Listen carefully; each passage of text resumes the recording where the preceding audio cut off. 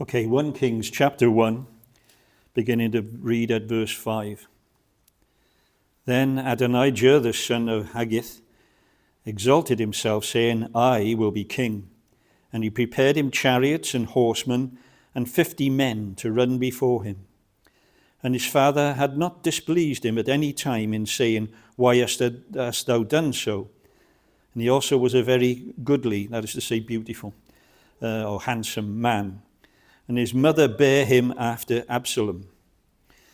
And he conferred with Joab, the son of Zeruiah, and with Abiathar, the priest, and they followed Adonijah, helped him. But Zadok the priest, and Benaiah, the son of Jehoiada, and Nathan the prophet, and Shimei and Rei, and the mighty men which belonged to David were not with Adonijah. And Adonijah slew sheep and oxen and fat cattle by the stone of Jehoileth, which is by En-rogel, and called all his brethren, the king's sons, and all the men of Judah, the king's servants. But Nathan the prophet, and Benaiah, and the mighty men, and Solomon his brother, he called not. Wherefore Nathan spake unto Bathsheba, the mother of Solomon, saying, Hast thou not heard that Adonijah, the son of Haggith, doth reign, and David our Lord knoweth it not? Now therefore come, let me, I pray thee, give thee counsel, that thou mayest save thine own life, and the life of thy son Solomon. Go and get thee unto King David, and say unto him, Didst not thou, my lord, O king, swear unto thine handmaid, saying, Assuredly Solomon thy son shall reign after me, and he shall sit upon my throne. Why then doth Adonijah reign? Behold, while thou yet talkest there with the king, I also will come in after thee and confirm thy words. And Bathsheba went in unto the king into the chamber, and the king was very old. And Abishag the Shunammite ministered unto the king. And Bathsheba bowed and did obeisance unto the king. And the king said, What wouldest thou? And she said unto him, My lord, thou swearest by the Lord thy God unto thy handmaid, saying, Assuredly Solomon thy son shall reign after me, and he shall sit upon my throne. And now, behold, Adonijah reigneth. And now, my lord the king, thou knowest it not. And he hath slain oxen and fat cattle and sheep in abundance, and hath called all the sons of the king, and Abiathar the priest, and Joab the captain of the host. But Solomon thy servant hath he not called. And thou, my lord, O king, the eyes of all Israel are upon thee, that thou shouldest tell them who shall sit on the throne, and my lord the king after him, of the Lord my king after him.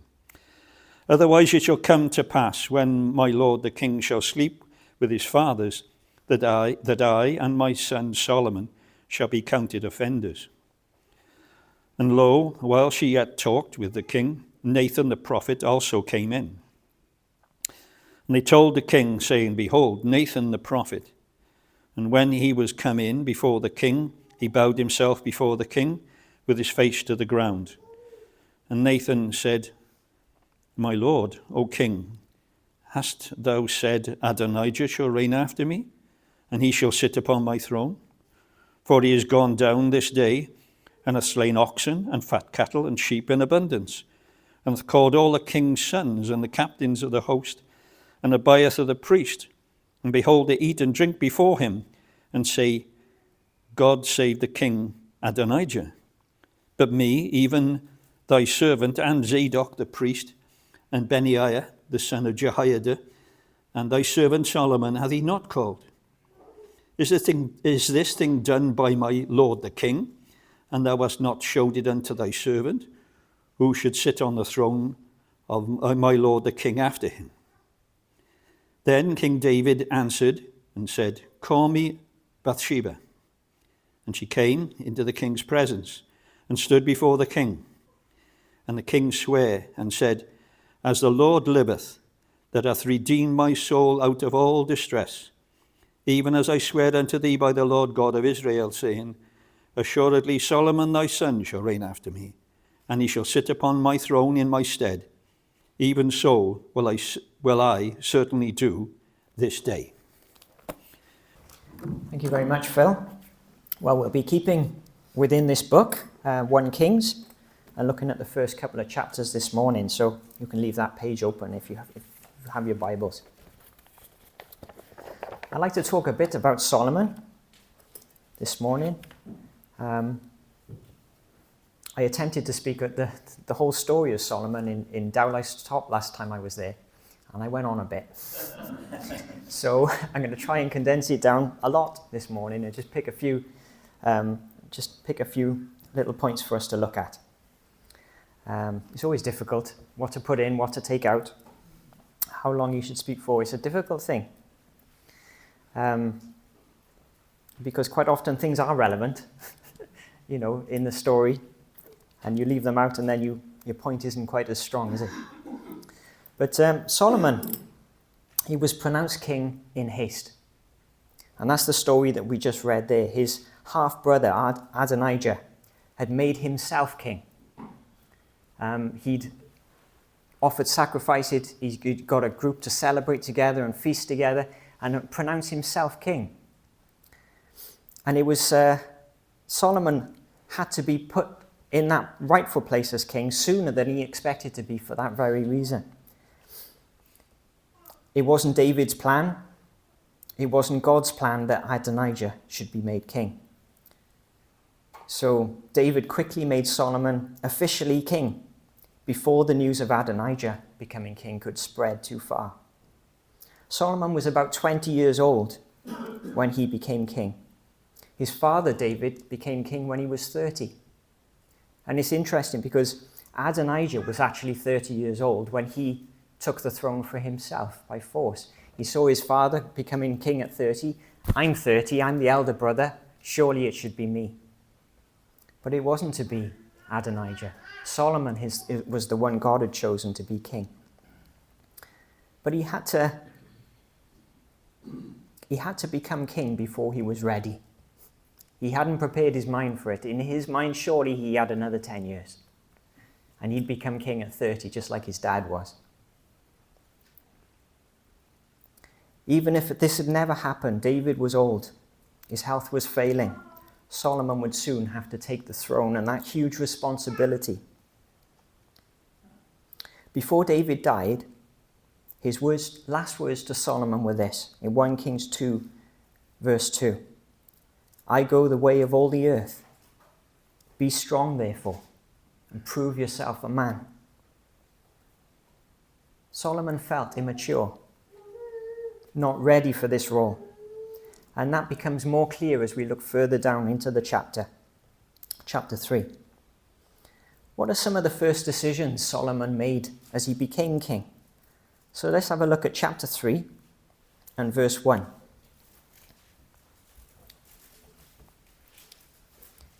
Now Solomon made a treaty with Pharaoh, king of Egypt, and married Pharaoh's daughter. Then he brought her to the city of David until he had finished building his own house and the house of the Lord and the wall around Jerusalem. Meanwhile, the people sacrificed at the high places because there was no house built for the name of the Lord in those days. And Solomon loved the Lord, walking in the statutes of his father David, except that he sacrificed and burnt incense at the high places. Now the king went to Gibeon to sacrifice there, for that was the great high place. Solomon offered 1,000 burnt offerings on that altar. At Gibeon, the Lord appeared to Solomon in a dream by night, and God said, "Ask, what shall I do for you?" Solomon was a great man. He achieved great things for Israel. He loved the Lord. But as this account shows, he wasn't perfect. Right from the start of his reign, we see some poor decisions. He marries a woman from another nation, something that he knew would have been forbidden. It was forbidden in Deuteronomy chapter 7. Why did he do that? Why did he choose Pharaoh's daughter? Well, it was all about politics. If you have the Pharaoh's daughter in your kingdom, Egypt isn't going to attack you, are they? And that was a known worldly wisdom, that if you intermarry with another nation, then you're safe from that nation. It makes sense, but it's not God's way. We're told there that he offered sacrifices at the high places. Now, this was quite a common occurrence. It's something we read of others doing. But the tabernacle and the ark had been separated, one from the other. When they were together, that was the place that you offered sacrifices. But when they were separated from one another, then people were sacrificing to the Lord in lots of different places. And it wasn't the ideal situation, but as it says there, meanwhile, the people sacrificed at the high places because there was no house built for the name of the Lord in those days. But it specifically says in verse 3 that Solomon loved the Lord, walked in the statutes of his father David, except that he sacrificed and burnt incense at the high places. It then goes on to say that he went to a place called Gibeon to sacrifice there, for it was the great high place. Now, Gibeon was where the tabernacle was, but it wasn't where the Ark of the Covenant was. The Ark was in Jerusalem at the time. And it's interesting that David didn't go along with offering sacrifices at high places. He offered sacrifices where the Lord had told him to by an angel on Uriah's threshing floor, which was in Mount Moriah in Jerusalem, and was actually going to be the location of Solomon's temple. So David was told by an angel, this is the place to offer to the Lord, and he would only do that. Solomon was different. He saw other places as being more majestic, perhaps, up on a high place. This is where I should offer. But he wasn't obedient. He didn't follow the obedience that his father had. So it's pointed out here as one of his faults. And yet it's incredible. After serving God in a compromised way, God appears to him and wants to bless him. What can we learn from this? God's blessing is not a vindication of Solomon's actions. And you know, sometimes the Lord blesses us, and we can jump to a conclusion that we must be doing everything right then because God has blessed and answered this prayer. And that's a dangerous thing to think. God blessed him despite his sin. God didn't bless him because Solomon was good. God blessed him because God is good. You see, he can bless who he wants to bless. It doesn't mean that we're perfect people when we receive his blessing. And it doesn't mean that what we're doing and the way we do it is perfect either. But he still blesses because he is the Lord. And what an incredible blessing this was. The Lord appeared to Solomon in a dream by night, and God said, ask, what shall I give you? Ask anything. What shall I give you? What an incredible blessing. Just imagine that for a moment. You have a dream at night and the Lord comes to you. And you know it's not just any dream. This is a dream from the Lord. And he says, ask anything you want from me. Anything. And verse 6, Solomon said, you have shown great mercy to your servant David, my father, because he walked before you in truth, in righteousness, and in uprightness of heart with you. You have continued this great kindness for him, and you have given him a son to sit on his throne, as it is this day. Now, O Lord my God, you have made your servant king instead of my father David. But I am a little child. I do not know how to go out or come in. And your servant is in the midst of your people, whom you have chosen, a great people too numerous to be numbered or counted. Therefore, give to your servant an understanding heart to judge your people, that I may discern between good and evil. For who is able to judge this great people of yours? The speech pleased the Lord, that Solomon had asked this thing. Then God said to him, because you have asked for this thing, and have not asked for long life for yourself, nor have asked riches for yourself, nor have asked for the life of your enemies, but have asked for yourself understanding to discern justice. Behold, I have done according to your words. See, I have given you a wise and understanding heart, so that there has not been anyone like you before you, nor shall there be any arise after you. And I have also given you what you have not asked, both riches and honor, so that there should not be anyone like you among the kings all your days. So, if you walk in my ways to keep my statutes and my commandments, as your father David walked, then I will lengthen your days. So Solomon awoke, and indeed it had been a dream.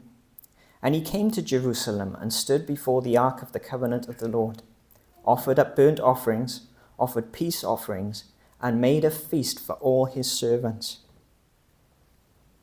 Notice those words there, I am a little child. As I said at the beginning, Solomon was made king before he was ready. 20 years old isn't very old to be serving a kingdom who he says himself is without number, too big to be counted. Compare his attitude to Adonijah, who the Bible tells us exalted himself and said, I will be king. Such a contrast, isn't there? One thought he was up to the job, but he wasn't. One thought he wasn't up to the job, and yet with God's help he was. That's not to say that Solomon is perfect. If you go on to read the full account, you'll know that it's a sad ending to this story.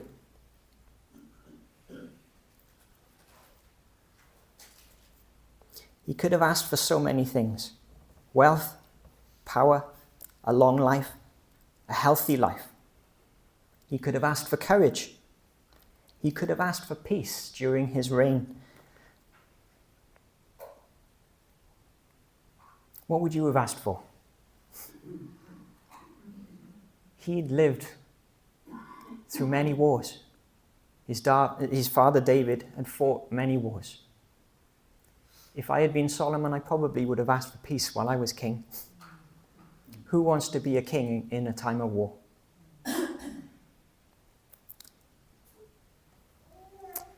In verse 9, it tells us that he asked for an understanding heart, to judge your people, that I may discern between good and evil, for who is able to judge this great people of yours? The phrase understanding heart is translated differently in different versions of the Bible. Some say a listening heart. Some say a hearing heart. Some say an obedient heart. But actually, looking at the literal translation of this understanding heart, it means to hear intelligently. It means both.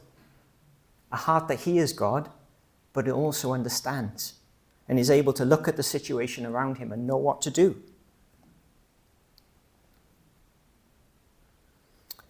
Ultimately, he wants to hear God's voice. He wants to know what to do. He wants to make wise decisions and to rule the people well. He wants to be useful.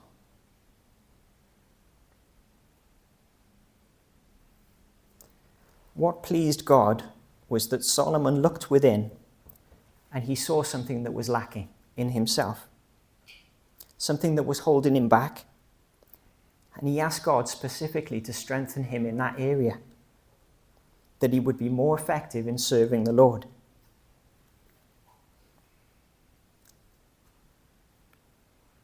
If the Lord asked you, I'll do anything for you, I want to bless you, what can I do for you? You know, the best answer would be to think, what would make me more useful to God? What would make me able to serve him better? What would help me to do God's will? You know, and we're all different. We can look inside and we can see what's lacking. I know there's things on your minds now because there is in mine. What am I lacking? We'll never be perfect people until we see him and we're like him. But the Lord wants us to ask for good things, not just to ask for an easy life, not just to ask for blessings and the things that he could have asked for. But what can I ask for that would help me in ministry, in my ministry? We all have a ministry. You know, we don't have to be Solomon sitting on a throne making the big decisions. We've got to make decisions every day, don't we? And they're important decisions. We need to speak wisely to the people around us. We need godly wisdom just to speak the right words and not make a mess of things. We all need the wisdom of God. Solomon asked for wisdom, and God gave him many other blessings that he didn't ask for, both riches and honor, so that there will not be anyone like him amongst the kings all his days. In the Old Testament, material blessing was often a sign that God was with you. It was even a sign of God's approval of a man.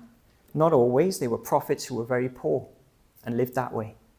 But if you were a king and you had wealth, it could be because you were following God. And this is a doctrine that people have twisted in New Testament times and tried to say, well, I'm doing well. I must be, I've got money. I can buy what I want, so I must be blessed of God. But under the new covenant, things are different. Material blessing is not a sign of God's approval of a person. And there's many opinions about why this is the case. What's changed? Why is it not material wealth shows that God's opinion of you anymore? And there's lots of reasons people give, and it's quite complicated. But my simple mind says this, and sees it this way. Now the Holy Spirit has been shed abroad, there's a better blessing available to us than earthly wealth. You know, the Lord does promise us great things in heaven, treasures in heaven, but, isn't he the greater treasure? And isn't his Spirit a greater blessing than wealth? Solomon asked for wisdom. Do you know the difference between wisdom and knowledge? It's a funny thought, but they say knowledge is knowing that a tomato is a fruit. Wisdom is not putting it in a fruit salad. It's a light-hearted thing, but wisdom and knowledge are not the same thing. Knowledge is knowing things, but wisdom is knowing how to put that knowledge into action. You all know the story of the two women, the two harlots, who both had children at the same time. And one of them, they were in a house alone. There was no one else, no other witnesses. And one of them lay on their child during the night, and it was smothered and it died.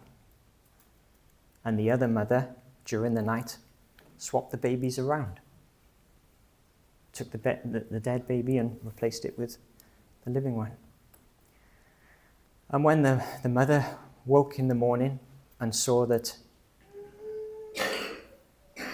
she'd suffered all night long, thinking that her baby had died, but in the morning, in the light, she could see that it wasn't her baby, that they'd been swapped, that she'd been tricked. And she went to the courts, and the case was escalated up the courts because nobody knew what to do. There were no witnesses. There were no DNA tests back then. Both of them were just as untrustworthy as each other, being prostitutes. They weren't considered to be trustworthy sources, and they were both the same anyway.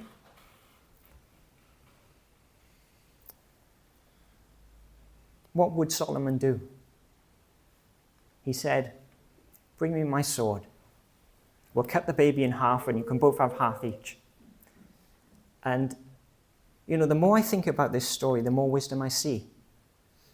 Because Solomon knew that the true mother wouldn't allow any harm to come to a baby. And so she burst out and said, "No, don't harm the baby, let the other have it." And that showed him who the true mother was, because a true mother is going to have love for their child. And honestly, it seems such a simple story, but the more you think about it, Solomon would have been the chief judge as king. He only would have heard about this if no one else could solve it. But you see the position he's in. He had to solve things that nobody else could solve. That's the position he was in. He needed a wisdom to rule and not lead his country into war. You had to speak wisely. You had to... And what he did, the fame of his wisdom spread, and many people wanted to come and visit him and speak to him because of this wisdom that God had given him. There's much more we could say about Solomon and his wisdom. The way he ruled, the way he managed the building of the temple is fascinating. You know, such a massive project, thousands of people involved. And you read the detail of this building, it's breathtaking. It must have been absolutely breathtaking.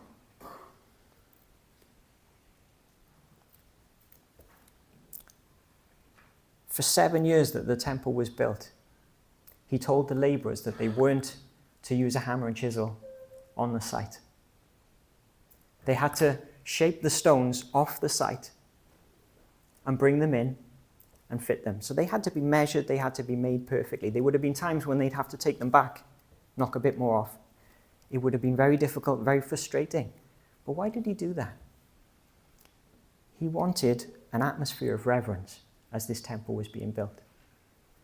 You know, if you're having building work done in your home and you just ask the builders not to swear, you'd be asking a lot. Imagine asking them not to use power tools on site. No, only use those in the van. And yet this project lasted 7 years and it involved thousands of people, and yet there was no noise of tools on site. It's incredible, isn't it? But it shows a reverence there. It shows a love for the Lord. Building projects are exciting, aren't they? Especially when they're for the Lord. You know, I wasn't around when this building was changed. It was left in ruin. It was left derelict. And yet, the elders in the church at the time approached the council and said, can we take it on? Can we look after it? Can we restore it? And I would have loved to have been part of that. You know, I see the pictures and I see, you know, the state this place was in.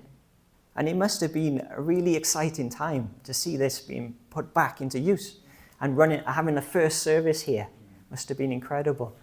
Well, Solomon, when he first opened the temple and they had their first service there, you read what happened.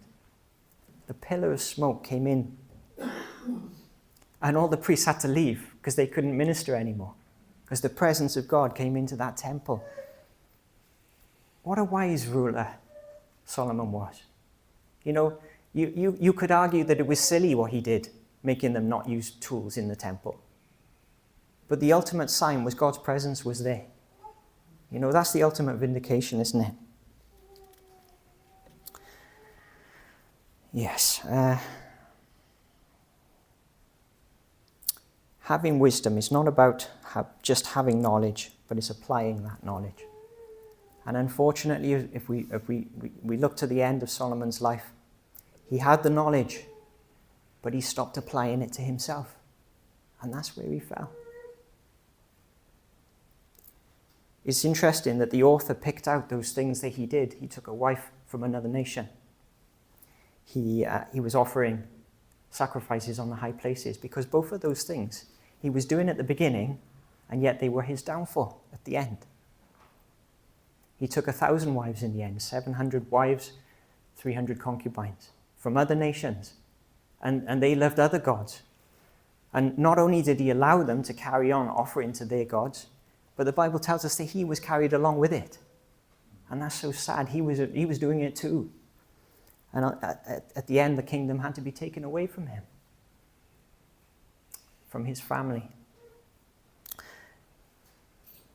He was considered the wisest man in the world.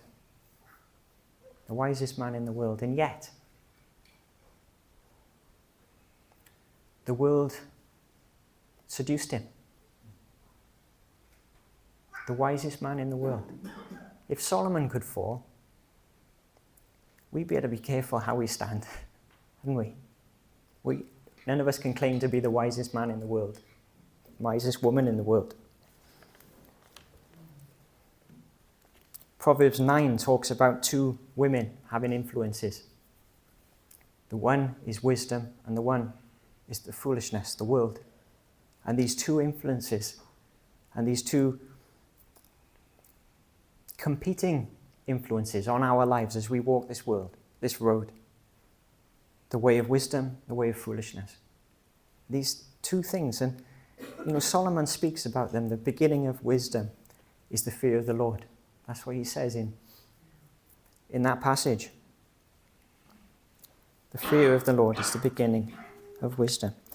What would we ask for if the Lord said, you can have anything, what will I give to you? Wouldn't it be lovely if it was that we might serve the Lord more? That we might be enabled to overcome those things that hold us back. That we might be, we might struggle with